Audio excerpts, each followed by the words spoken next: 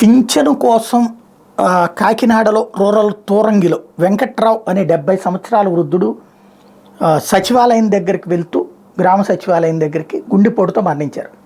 ఆయన మృతి మీద సీఎం జగన్ సంతాపం తెలిపారు. వెంకట్రావు కుటుంబానికి ప్రభుత్వం తరపున 5 లక్షల రూపాయల పరిహారం ఇవ్వాలి అధికారులను ఆదేశించారు. ఎమ్మెల్యే కన్నబాబు ఆయన ఓదార్చారు.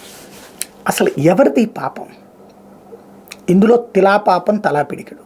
వాస్తవంగా 3వ తారీఖు డబ్బులు ఇస్తారని తెలుసు కదా, ఇవాళ ఎందుకు ఇస్తారు? 2వ తారీఖుకి సచివాలయ అంటే వాలంటీర్ల వ్యవస్థను ఆపేశారు. దాంతో వాళ్ళు ఒక్కసారిగా షాక్ అయ్యారు. ఆ వాలంటీర్లనే అడగాలి, వాళ్ళ దగ్గర ఫోన్లు కూడా తీసేసుకున్నారు.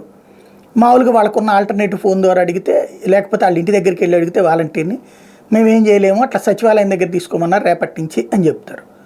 వీళ్ళు సచివాలయం వీళ్ళు ఎప్పుడు ఇస్తారంటే ఎవరు ప్రకటించారు? లేదు, అక్కడికి వెళ్ళాలి.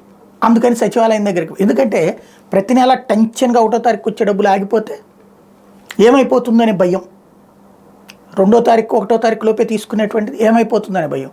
గబగబా వెళ్తే అక్కడ ఈ వయసు, ఈ పరిస్థితి, ఈ పాపం ఎవరిది ఆలోచించాల్సిన సందర్భం.